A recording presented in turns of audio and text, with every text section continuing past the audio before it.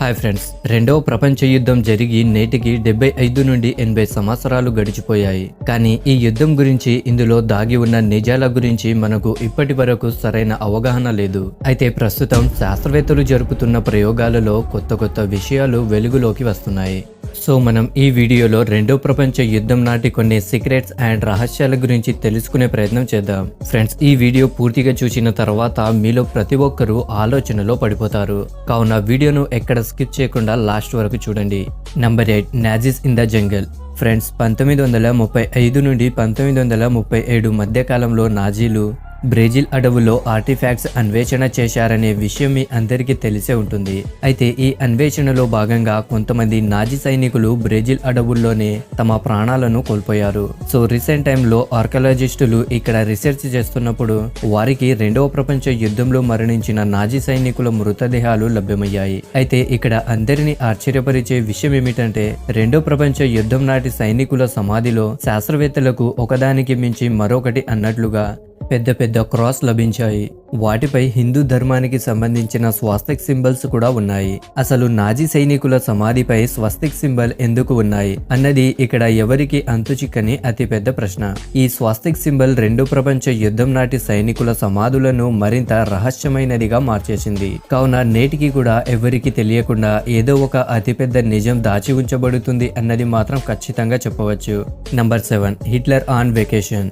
రెండో ప్రపంచ యుద్ధం జరుగుతున్న క్రమంలో హిట్లర్ జర్మనీ నుండి కొలంబియాకు పారిపోయాడని స్వయంగా సెంట్రల్ ఇంటెలిజెన్స్ డిపార్ట్మెంట్ ఒక నివేదికను సమర్పించింది.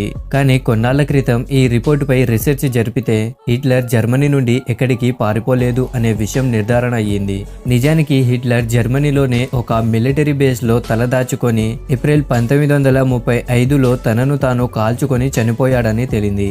ఇదే విధంగా హిట్లర్ మరణంపై ఏర్పాటు చేయబడ్డ మరికొన్ని రిపోర్ట్స్ లో హిట్లర్ 1955 వరకు బ్రతికే ఉన్నాడు మరియు తాను నాజీల నుండి దూరంగా జీవించాడని, 1935లో చనిపోయింది హిట్లర్ రూపంలో ఉండే మరో వ్యక్తి అని చెప్పడం జరిగింది. కానీ ఇందులో దాగి ఉన్న నిజమెంత అన్నది మాత్రం ఎవ్వరికి తెలియదు. కానీ 1935లో హిట్లర్ చనిపోయాడని మనమంతా హిస్టరీ పుస్తకాలలో చూసి చదువుకుంటున్నాం. నిజంగా ఎవ్వరికి క్లారిటీ లేని ఒక విషయాన్ని ఇంత బలంగా ఎలా నమ్మించారో. Number 6, communist Japan. ఫ్రెండ్స్, మన అందరికీ తెలుసు, ప్రపంచ యుద్ధ సమయంలో జపాన్లోని హిరోషిమా, నాగసాకిలపై ఆటోమిక్ బాంబ్ వేశారు.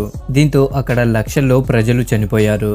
కానీ అప్పట్లో ఈ దాడి నుండి జపాన్ను బ్రూటల్ సోవియట్ ఆక్యుపేషన్ కాపాడగలిగేది. దీంతో పాటు ఇక్కడ తెలుసుకోవాల్సిన మరో ముఖ్యమైన విషయం ఏమిటంటే, అమెరికా నాగసాకిపై అణుబాంబు దాడి చేసినప్పుడు జపాన్ నుండి బయటకు వెళ్లే మార్గాలన్నింటినీ మూసివేసింది. ఈ కారణం వల్లే అక్కడ మృతుల సంఖ్య లక్షలకు చేరింది. ఇక్కడ మరో అమానవీయమైన విషయం ఏమిటంటే, అమెరికా అణుబాంబును ప్రయోగించినప్పుడు అక్కడ వాళ్ళ దేశానికి సంబంధించిన సైనికులు కూడా ఉన్నారు. అయినా కూడా అమెరికా అణుబాంబును ప్రయోగించింది. అయితే 1945లో సోవియట్ కూడా జపాన్ పై దాడికి సిద్ధమైంది. కానీ అకస్మాత్తుగా దాడికి 2 రోజుల ముందు వారు వారి ప్లాన్ చేంజ్ చేశారు. దీంతో ఇది అమెరికా మరియు సోవియట్ యూనియన్ కలిసి చేసిన ప్లాన్ అనే విషయం మనకు స్పష్టమవుతుంది. ఫ్రెండ్స్, ఈ విషయం తెలుసుకున్న తర్వాత మీకేమనిపించిందో మీ అభిప్రాయాన్ని మాకు కామెంట్ చేసి తెలపండి. Number 5, Glenn Miller disappearance. రెండో ప్రపంచ యుద్ధం ముగిసే సమయానికి గ్లెన్ మిల్లర్ తన కెరీర్ లోనే పీక్ స్టేజ్ లో ఉన్నాడు. ఆయన అప్పట్లో యునైటెడ్ స్టేట్స్ లో ఎన్నో లైవ్ పర్ఫార్మెన్స్ కూడా చేశాడు. దీంతో పాటు ఆయన ప్రపంచంలోని వేరే ప్రాంతాలకు వెళ్లి పర్ఫార్మ్ చేయాలనుకొని భావించి ఫ్రాన్స్ వెళ్లడానికి సిద్ధమయ్యాడు. అయితే ఆయన 1944 డిసెంబర్ 15న ఇంగ్లాండ్ నుండి ఫ్రాన్స్ కు పయనమయ్యాడు. ఈయన ఫ్రాన్స్ కు బయలుదేరిన సమయంలో వాతావరణం చాలా వరకు మంచుతో కమ్ముకుపోయి ఉంది. సో ఈ జర్నీలోనే గ్లెన్ మిల్లర్ ప్రయాణిస్తున్న ఫ్లైట్ అనుమానాస్పదమైన రీతిలో ఎవరికి కనబడకుండా మాయమైపోయింది. దీన్ని వెతికేందుకు రీసెర్చర్స్ సహాయ శక్తులు ప్రయత్నించారు. కానీ ఎవరికి కూడా ఫ్లైట్ జాడను కనిపెట్టలేకపోయారు. అయితే దీన్ని కనిపెట్టడానికి ప్రయత్నించిన కొంతమంది రీసెర్చర్స్ ఒక థియరీని ఏర్పరిచారు. ఆ థియరీ ద్వారా శాస్త్రవేత్తలు చెప్పేదేమిటంటే, ఫ్లైట్ ఇంగ్లీష్ ఛానల్ పై నుండి ట్రావెల్ చేస్తున్నప్పుడు ఫ్లైట్ లోని ఫ్యూల్ గడ్డ కట్టుకుపోయి ఉంటుంది. ఈ కారణంగానే అది ఇంగ్లీష్ ఛానల్లో క్రాష్ అయిపోయి ఉంటుందని చెప్పుకొచ్చారు. కానీ మరికొంతమంది గ్లెన్ మిల్లర్ ను అసాసినేట్ చేశారని చెప్పుకుంటారు. కానీ నిజం ఏంటి అన్నది మాత్రం నేటికి రహస్యంగానే ఉంది. Number 4, imperial Russian. మనమంతా ఇంతకు ముందే సోవియట్ యూనియన్ జపాన్పై దాడి చేసి జపాన్ను ఆక్రమించుకోవాలని ప్లాన్ చేసిందని మాట్లాడుకున్నాం.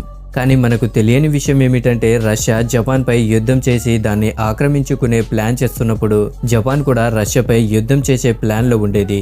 రెండో ప్రపంచ యుద్ధ సమయంలో కేవలం ఈ 2 దేశాలు మాత్రమే కాదు, ప్రపంచంలోని చాలా దేశాలు తమ నైబర్స్ ను తమతో పాటు మర్జ్ చేసుకున్నాయి. ఒక విధంగా చెప్పాలంటే చాలా దేశాలు వాటి పక్క దేశాలను ఆక్రమించుకున్నాయి.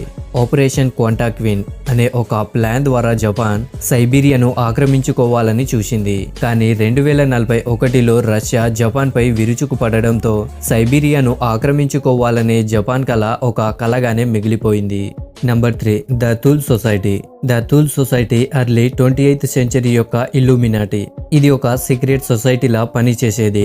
ఈ సొసైటీని 1918వ సంవత్సరంలో ఆడమ్ జౌర్ అనే వ్యక్తి మొట్టమొదటిసారిగా మ్యూనిక్ అను జర్మనీ సిటీలో ఏర్పాటు చేశాడు. సీక్రెట్ మిషన్ పై పనిచేసే ఈ సీక్రెట్ సొసైటీ గురించి అప్పట్లో ప్రజలంతా ఇదొక హార్డ్ కోర్ యాంటీ సెమిటిక్ ఐడియాతో పనిచేసే రాసిస్ట్ ఆర్గనైజేషన్ అని భావించేవారు. అంతేకాకుండా దీని గురించి మరికొన్ని వాదనలు కూడా ఉన్నాయి. ఈ సొసైటీకి సంబంధించిన వ్యక్తులు పారానార్మల్ ఇన్వెస్టిగేషన్స్ సైతం చేసేవారట. మరియు ఈ సొసైటీకి సంబంధించిన మెంబర్స్ అందరూ దయ్యాలను సైతం చూడగలిగేవారట.